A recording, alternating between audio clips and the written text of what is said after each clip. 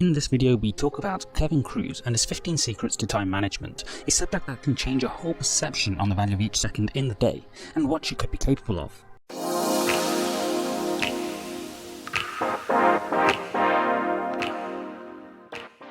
I recently listened to the Cut the Crap podcast, which featured Kevin Kruse, who is an entrepreneur, speaker, and best-selling author with the book How to Increase Performance and Profits Through Full Engagement.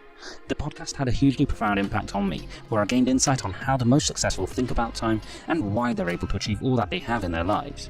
So in this video, I want to go through the second 7 tips from the 15, with the first part out already. If you haven't seen it, I will be linking it in the description down below. Time is the single most valuable resource we have in life, and Kevin Kruse deconstructs the possibilities of how we're using time to make the most effective use of it. We previously looked at some great ideas, such as keeping a notebook, keeping a calendar as opposed to a to-do list, and controlling your inbox to prevent it from distracting you.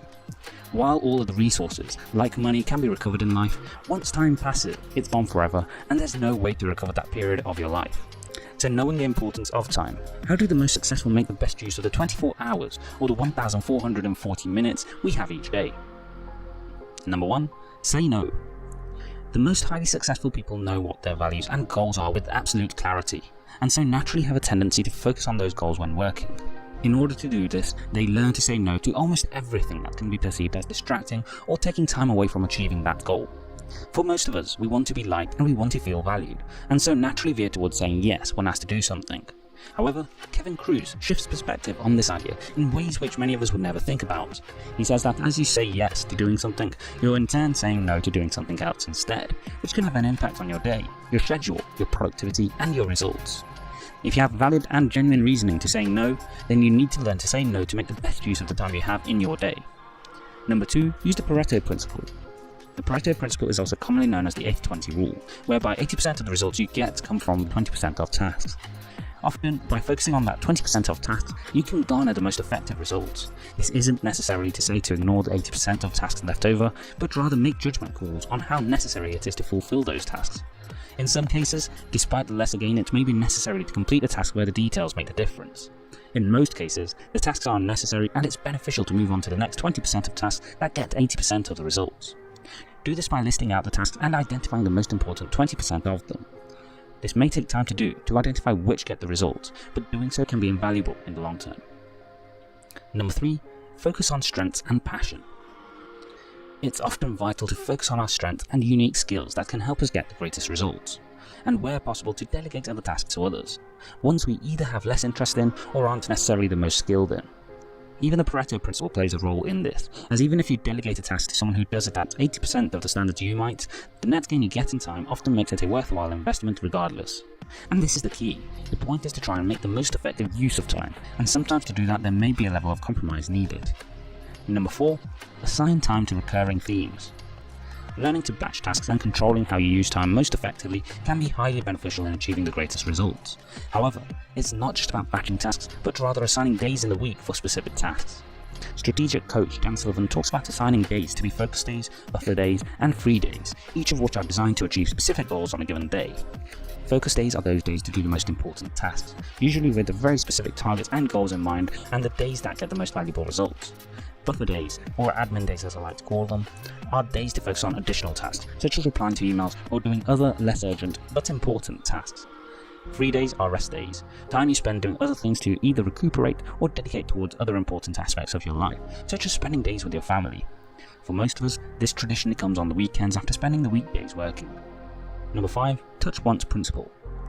If you can do a task in less than 5 minutes, then do it immediately.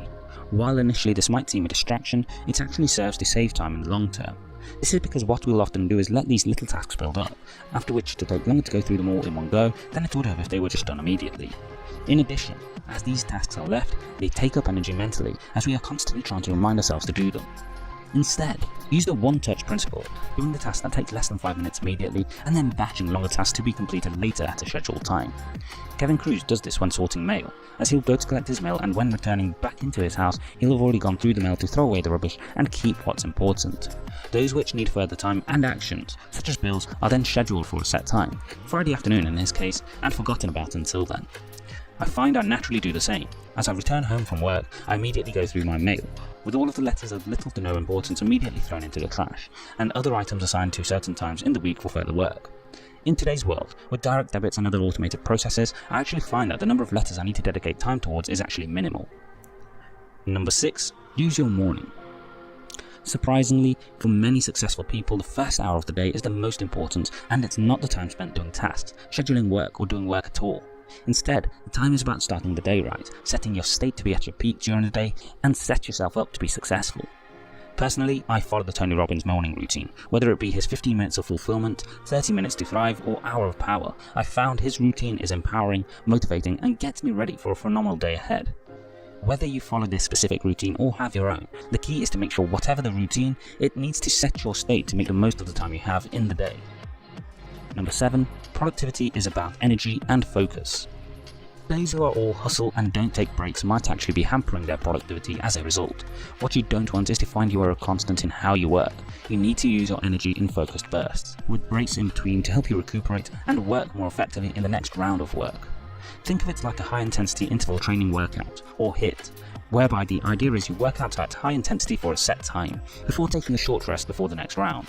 This helps you gain greater benefits from the workout in a shorter space of time, rather than working out at a constant for a set period of time. The same applies to the brain and how you can achieve the greatest results. It's not about working 24/7, it's about working in a way that gets the greatest results. One method to do this is to apply the Pomodoro technique, whereby you work in 25-minute intervals, and after each interval you take a short few minutes break. When you do 4 Pomodoro, you grant yourself a longer break to recuperate. Kevin Kruse has found billionaires manage time in ways which are strategic and most effective, not necessarily just working hard at a constant, as is often pushed by many people today. To get results, you need to work hard, but more important is to work smart, utilizing the 1,440 minutes you have in a day to the maximum. Use these tips, if not all, then at least some, to use your day like the most successful. Which of these tips do you already apply, or intend to apply in your life? Let me know in the comment section below. Check out the other part of this video as we see the first 8 tips from the 15 from Kevin Kruse to help you utilize your time like the most successful people in the world. If you enjoyed this video, please let me know with a like, consider sharing this with friends, and subscribe as we aim to help people live life on their terms by providing practical advice through inspirational content. Thanks for watching.